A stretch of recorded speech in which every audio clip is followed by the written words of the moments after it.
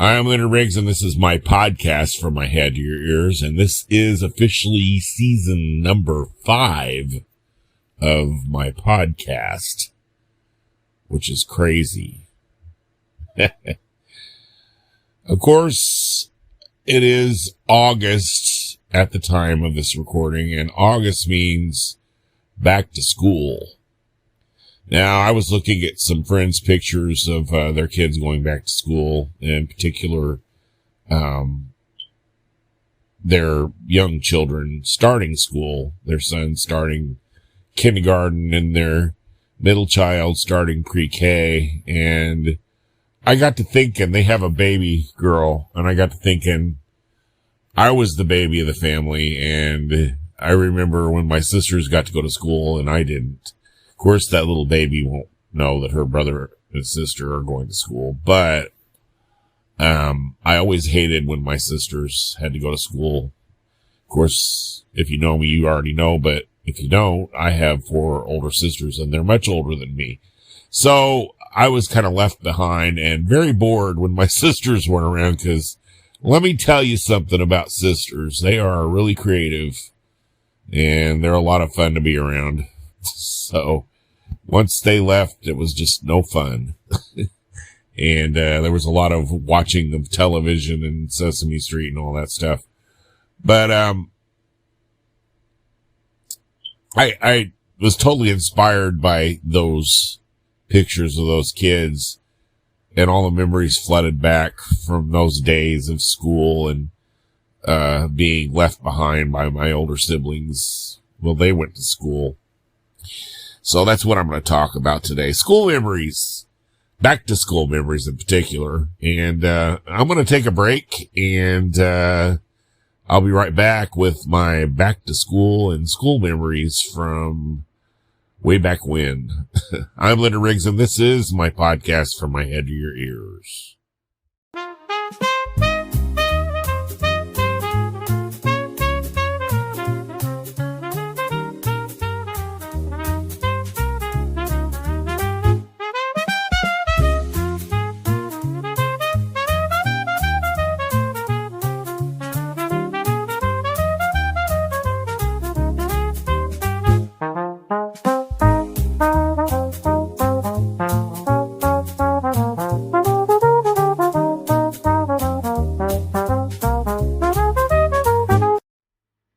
I'm Leonard Riggs, and this is my podcast from my head to your ears. And today I'm talking about school days. It is August as I'm recording this. I can't believe it's already August. And everybody's going back to school. I was looking at pictures of a friend of mine whose little boy was going to kindergarten. And I was remembering when I went to kindergarten back in 1972, 53 years ago. Now, the difference between me and that little boy, he is the oldest of her children, and it's way different when your oldest child goes to school for the first time as opposed to your youngest. Moms especially find a different emotional reaction to each one of their children going. I found that out through my mom. And I didn't know, I mean, it's one thing when your oldest is going, and it's like, oh, my babies are starting to school, and it's something else when your baby goes to school, and that's it. You know, you're not going to go through this anymore. It's the last time you have to enter someone into kindergarten, and I didn't know what an emotional experience that was for my mom until many, many years later. But more on that later. A little preface to all this. My sisters were a lot of fun. They were fun to hang around, and they'd often drag me around as their little brother. We'd walk uptown and get Dairy Queen, and most oftentimes, I was barefoot, so they had to carry me, because we'd go across the, pavement, and I'd be ooch, ouch, each, ouch, it would burn. And my sister Kim would have to pick me up. And I wasn't a small child by any means. Kim, we were skinny kids, but I was kind of lanky. So I loved when my sisters were home for the summer. I loved our summer vacation. I loved when they were all around to play, and we would, oh gosh, one of our neighbors had a tape recorder, and we'd make scary tapes, and they'd have seances, and they were just a lot of fun to be around. Boys play football and, roughhouse and all that. Girls just do all this crazy stuff. It's a lot of fun. And in my neighborhood, I was the youngest child. My sisters were older than me, quite a bit older than me. And then the kids younger than me were not really old enough to come out and play. So I tagged along with my sisters quite a bit. And we had so much fun. And then when they go back to school, I was really bummed out. And thank God I have a huge imagination. I was able to entertain myself. But I didn't know how much my mom enjoyed that time with me in my preschool years. Now, we didn't have pre-K back then. So she had me from the time I was born till I was 5. So that was a long time of bonding, and I got to go, on trips to see grandma and all kinds of stuff that my sisters didn't get to do because they were in school. So we had that time. So when it finally came time for, to register me in kindergarten, which would have been in 1972. I believe we registered, it seemed like we registered in the spring of 72. So I was 4 at the time. No, wait a minute. I was 5. See, this all confuses me. I was 5 going on 6. That's right. So I remember going in, and my childhood nickname was Brub or Brubby. My sister couldn't say brother, so they called me Brub.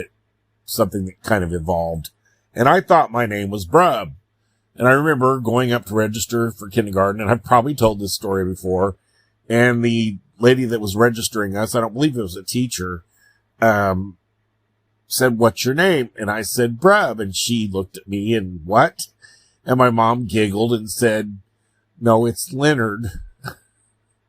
Leonard Riggs." And I'm just like, that's Dad's name. So that was the first time I'd ever heard my name, even though I got called Little Leonard. Honestly, in my world at that time, I don't think anybody called me Little Leonard. I think I was always Brub, because I remember being really shocked by that name. But what I do remember, and memories of that time are kind of in a flash. They're not vivid memories. Well, I guess they're pretty vivid, but they're just little bits and pieces of memories here and there. I can remember looking over and seeing one of my classmates, Phil Steinmetz, who was there registering as well with his mother. And I remember him because he had really red hair and freckles. And he was a handsome child. I have red hair myself, but his was really red. Mine's more of an auburn red. His is more red, ginger red. But that's why I remember him, not making fun of him or anything, but that's why he sticks out in my mind. I'm sorry, Phil. I'm not making fun of you, buddy. But I remember him being in my kindergarten registration. I don't remember anything else about that, just that moment. And okay, summer came on and whatever happened that summer. And then I remember Mom buying my school supplies for kindergarten, and it was real, getting my school clothes ready and all that stuff. And she registered me for afternoon kindergarten because we didn't have full day kindergarten at that point. You had afternoon and you had morning kindergarten. And I had afternoon because she wanted to spend that morning time with me. And if you think about it, I mean, I think I left at noon. I was only gone from noon to about 3. So what is that? 3 hours? Seemed like an eternity though when you went to school. And I remember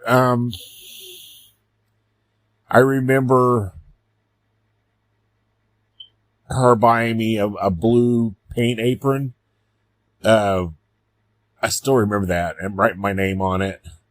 I can't remember what the supplies were that year. I think we had to have crayons and stuff like that. But I remember going to school, and my teacher was Mrs. Diane Dunbar.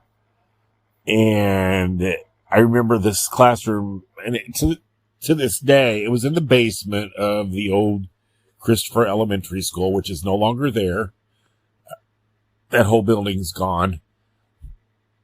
And I can remember the windows being up high, and that room seemed so big to me.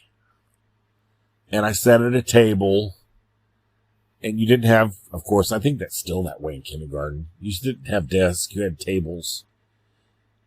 And I remember Mrs. Dunbar being so pretty and thinking so. And the first day of school, I got a paddling. Only paddling I got all in school of my whole school career was the first day of kindergarten, because one of my classmates told me he was going to kiss me, and I said, "No, you're not." And he chased me around the, I'm not making this up, chased me around the desk, and she grabbed both of us and she paddled both of us with her little ping pong paddle. It was really a love tap. But I tell you what, I don't remember if I cried or what, but I was very shy back then. So it wasn't like, to get in trouble in school was horrible. I may have squalled. I don't remember. I think I was a brave kid, and I don't think I squalled. But I will tell you this, I never acted up again. That's for dang sure. I do remember who the other student was. I still know him, which is kind of funny in a hometown situation. I still see the people I went to kindergarten with on a daily basis, but that's just a funny memory. And gosh, that was a weird year, because for some reason, towards the middle of the year, they moved me into a different classroom. They moved several of us. We went across the hall to Mrs. Rubin's class. So it was early in the school year, because I know by it was somewhere like before, let's see, it was December. Geez, I'm trying to remember. I remember being in Mrs. Dunbar's class for Thanksgiving, because we built a cabin, and we had Thanksgiving dinner, and we dressed like pilgrims and what have you. And what I remember from those months, so that would be September to November that I was in Mrs. Dunbar's class. And I remember one of my sister's friends was a student teacher, Sherry Saul, who became a teacher later. And I remember she wasn't much taller than us. So I feel like I've told this story before. I may have, I don't know, but maybe some of you haven't heard it. She was tiny, and she still is to this day. And she wasn't a lot taller than we were, but she was also so really pretty. And I remember finger painting and learning left and right, and I was confused by my left and right hands. I was confused whether I was left-handed or right-handed. I'm left-handed, by the way. And being just so dang shy, I could not speak up. So somewhere, I think right after Thanksgiving, we got moved into Mrs. Rubin's class across the hall. And because I remember distinctly Christmas, excuse me, Maybe it was after Christmas. Maybe it was after Christmas break. Because I remember having show and tell and everybody bringing what they got for Christmas. And I got a G.I. Joe, a talking G.I. Joe and a Mr. Potato Head. And I think I brought Mr. Potato Head with me to class. I remember Jimmy Noel bringing a gun and getting a little trouble over it. He got a gun for Christmas. You weren't supposed to bring guns. A BB gun, I think. So, they didn't want him to shoot his eye out, I guess. I don't know. But Mrs. Rubin was kind of a hippie. And in the strongest sense of the word, in my visual of her as a teacher. She was a younger teacher. She had black hair. She was the opposite of Mrs. Byers, who was fresh-faced and pretty. Mrs. Rubin wasn't ugly by any means. She just was more different than Mrs. Dunbar. And a different kind of teacher. She was I don't know if she was younger than Mrs. Dunbar. They're probably around the same age. But I remember just the way she dressed and everything else was totally different than Mrs. Dunbar. And I liked her, so, I was comfortable around her. But I do remember getting in trouble when me and another classmate and I, to be properly grammatically correct, my mom had to drop me off early for some reason. Me and this other classmate ended up on the playground, and Mr. Byers was the superintendent, principal, whatever. He was this huge man. It was my dad's ex-brother-in-law, actually. It was my sister's uncle, Glenn. I remember him finding us on the playground with Mrs. Moore, the sweet little playground teacher, and wondering why we were outside and not in our classroom. And this was just because it was early. We were outside. We got there early, so we were outside.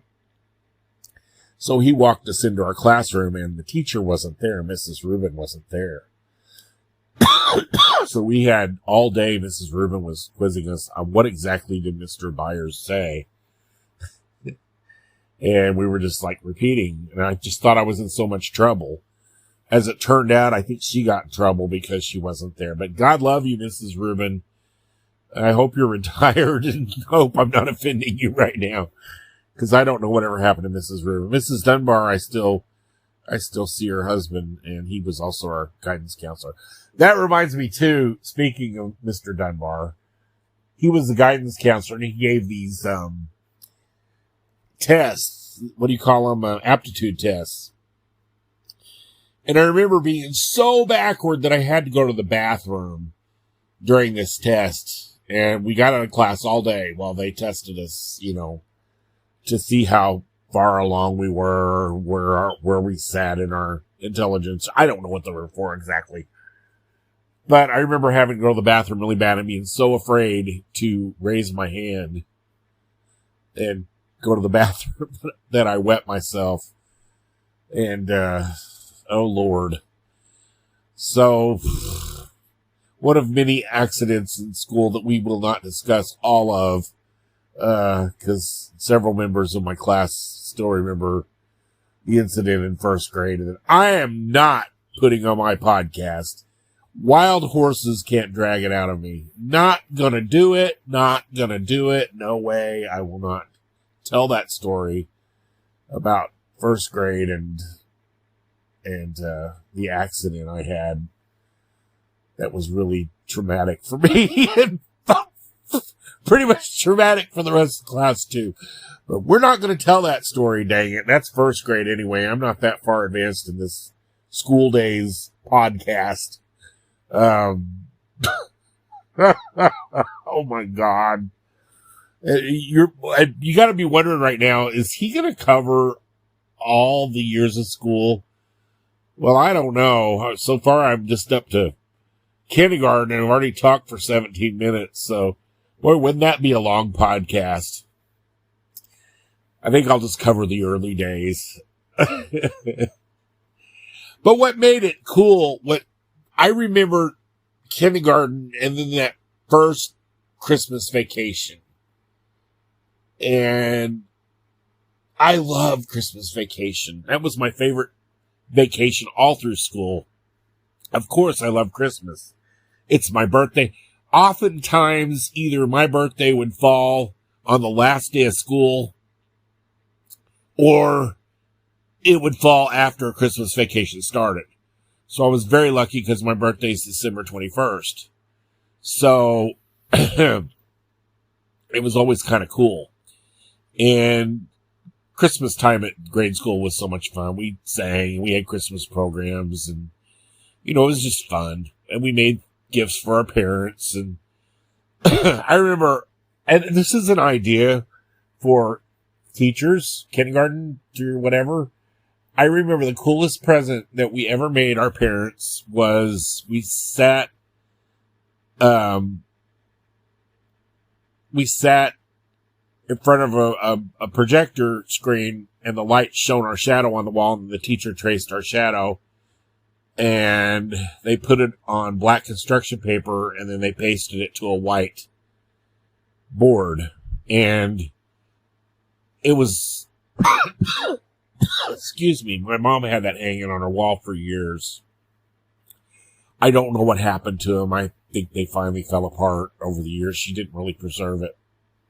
It got taken down. But it is a great way to preserve your child's profile, the silhouette. So if there's any teachers listening, I think they should bring that back if they haven't already. That's really a sweet remembrance of your child, and I think we did that for Mother's Day, if I'm not mistaken. We did do that for Mother's Day. I remember my friend Lori's mom, Rita, helped us with those. Remember that really well. And anyway, and the friendships I made that year in kindergarten have lasted me through my life. And unfortunately, I've lost a few that have passed away. But there's just something about people you go to school with. I told you we just recently had our 40th class reunion. That's just crazy. Anyway, I'm going to take a break because I'm trying not to choke here. And I'll be back with some more school days memories.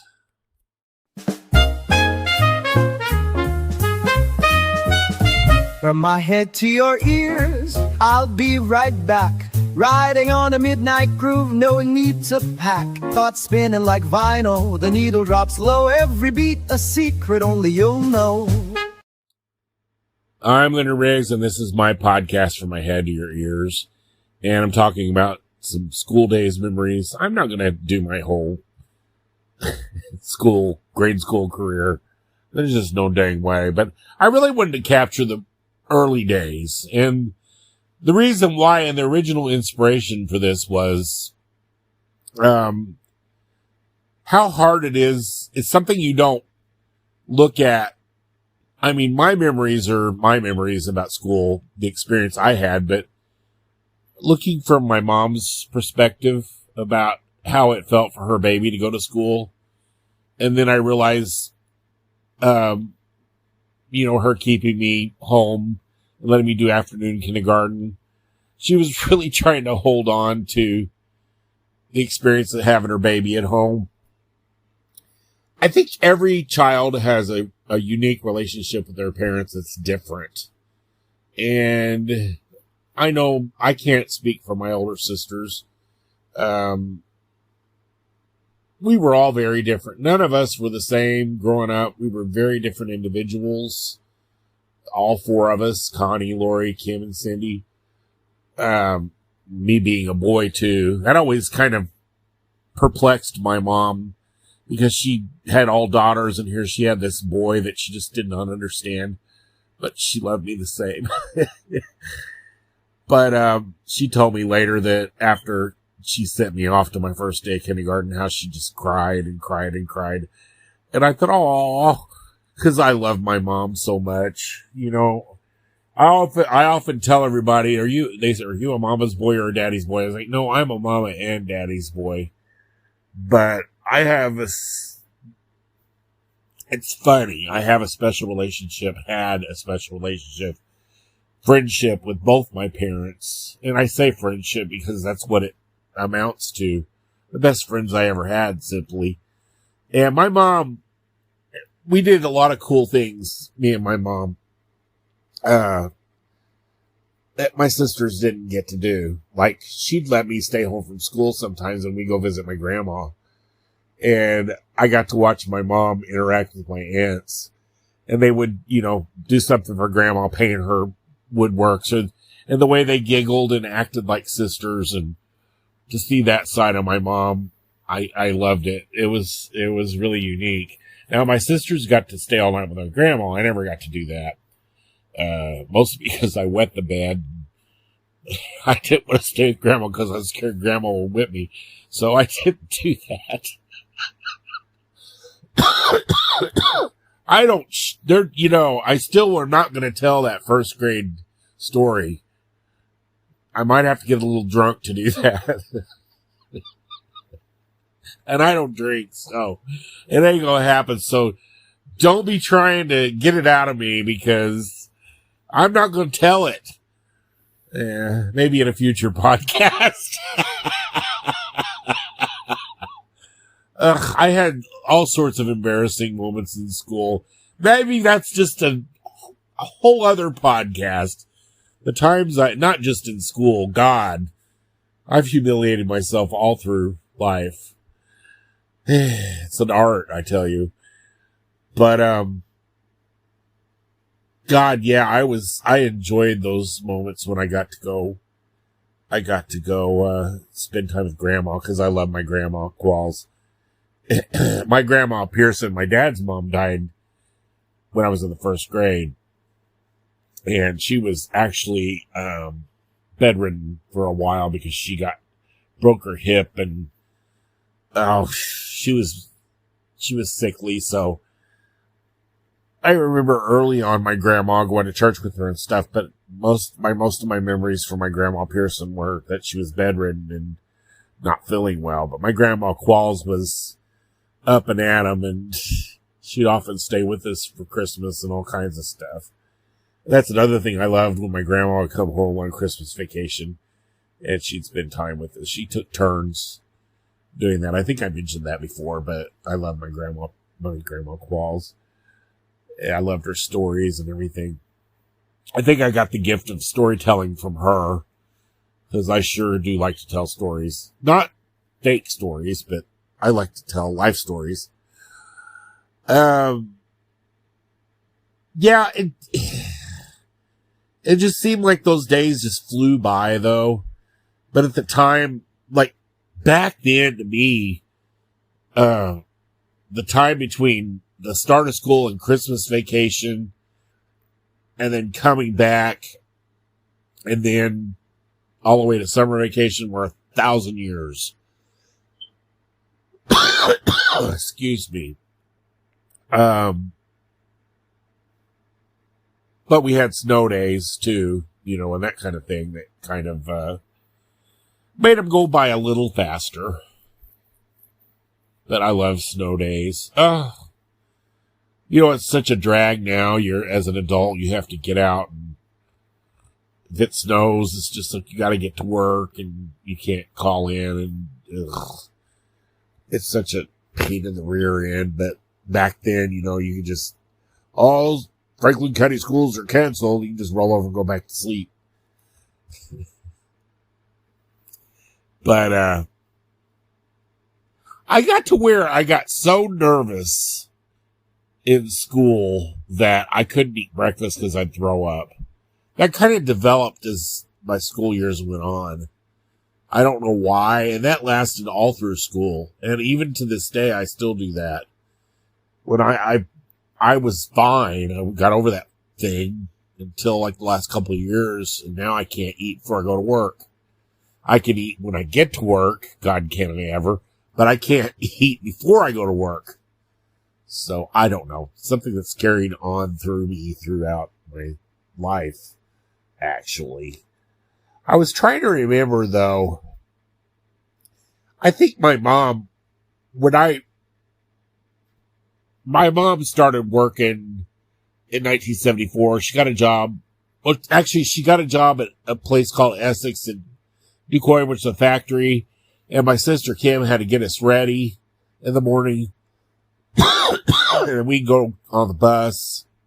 Because my sister Lori was already married. Connie was long married. And Kim got us, to the bus stop and everything. And then when I got off school, I would go stay at my Aunt Tootsie's house where my grandma was. And I told you she was sickly and bedridden. I was kind of nervous to go over there because I don't want to say I was afraid of my grandma Pearson, but she was, for a little kid, she was bedridden and she didn't talk anymore. And she liked to rock in her chair, and it just kind of scared me a little bit.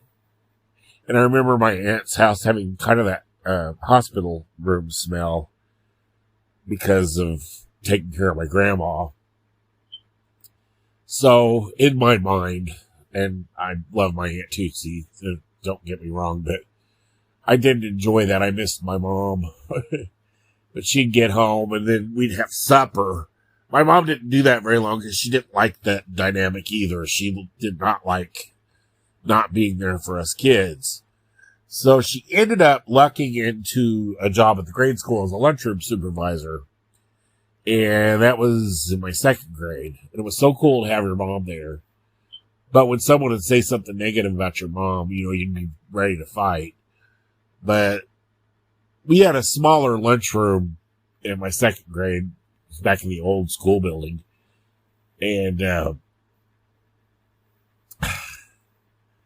I remember just having my mom there was fun. And my mom actually continued on with that job on and off till well after I was out of school and retired from the grade school in 1994. So, but she loved having that job because she was off when we were, and she worked when we were at school, and she'd be home before we got home.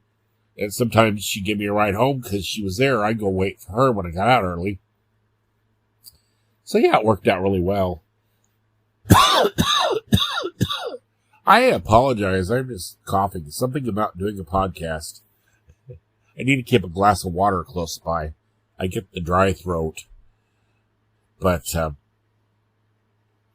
yeah.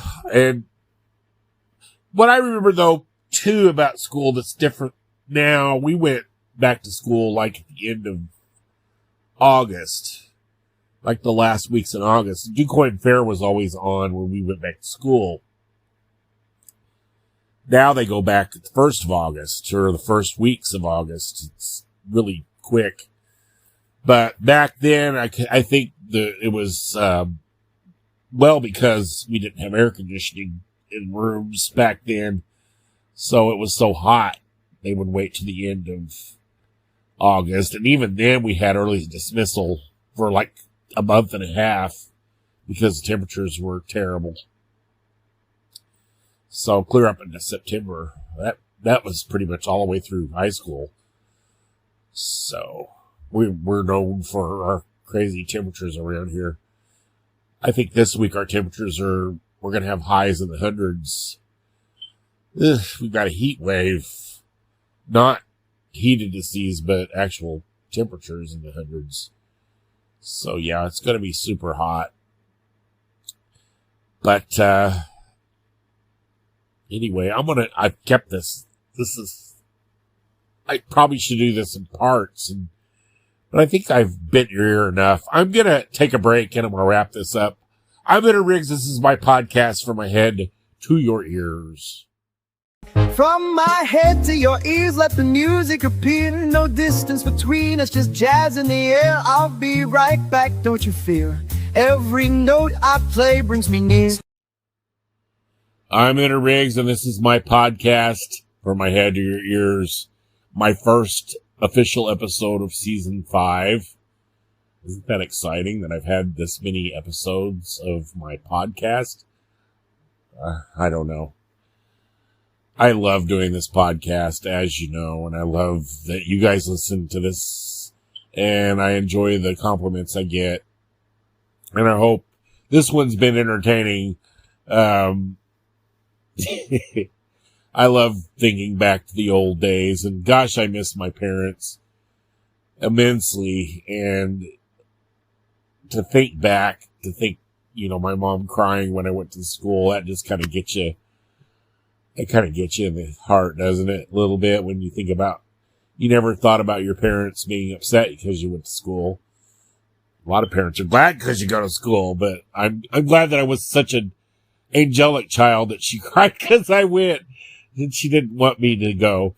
I wasn't a rowdy child, actually. I was messy, a messy child for sure, but I played by myself a lot, and, I would imagine things all the time, so I wasn't like a little brat or anything. I did have a tendency to wander off and hide where she couldn't find me, but all in all, I think my mom enjoyed her time with me, and I certainly was thankful as much as my mom took care of me.